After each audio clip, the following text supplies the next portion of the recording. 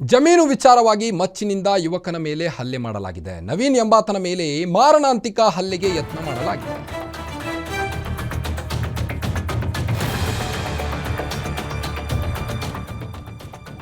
ಜಮೀನು ವಿಚಾರವಾಗಿ ಮಚ್ಚಿನಿಂದ ಕೊಚ್ಚಿ ಯುವಕನ ಮೇಲೆ ಹಲ್ಲೆ ಮಾಡಲಾಗಿದೆ. ನವೀನ್ ಎಂಬಾತನ ಮೇಲೆ ಮಾರಣಾಂತಿಕವಾಗಿ ಹಲ್ಲೆಗೆ ಯತ್ನಿಸಲಾಗಿದೆ. ಮಗನ ಮೇಲೆ ಹಲ್ಲೆ ಮಾಡಿದ್ದನ್ನ ನೋಡಿ ತಾಯಿ ಹಾರ್ಟ್ ಅಟ್ಯಾಕ್ನಿಂದ ಸಾವನ್ನಪ್ಪಿದ್ದಾರೆ.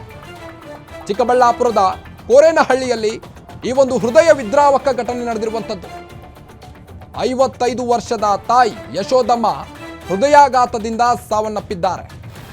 ಅದೇ ಗ್ರಾಮದ ಶಿವಣ್ಣ ಎಂಬಾತನಿಂದ ಮಚ್ಚಿನಿಂದ ಹಲ್ಲೆಯನ್ನು ನಡೆಸಲಾಗಿತ್ತು.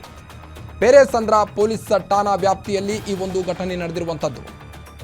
ಜಮೀನು ವಿಚಾರವಾಗಿ, ಕೇವಲ ಜಮೀನು ವಿಚಾರವಾಗಿ ಮಚ್ಚಿನಿಂದ ಯುವಕನ ಮೇಲೆ ಮಾರಣಾಂತಿಕವಾಗಿ ಹಲ್ಲೆ ನಡೆಸಿದ್ದಾರೆ.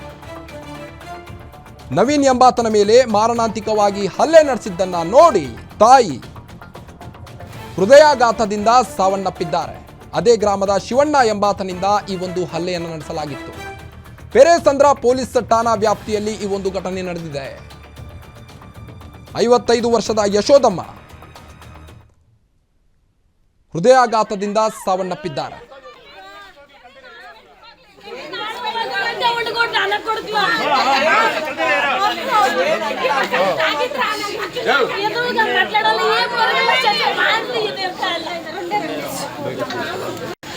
ಟೆನ್ಷನ್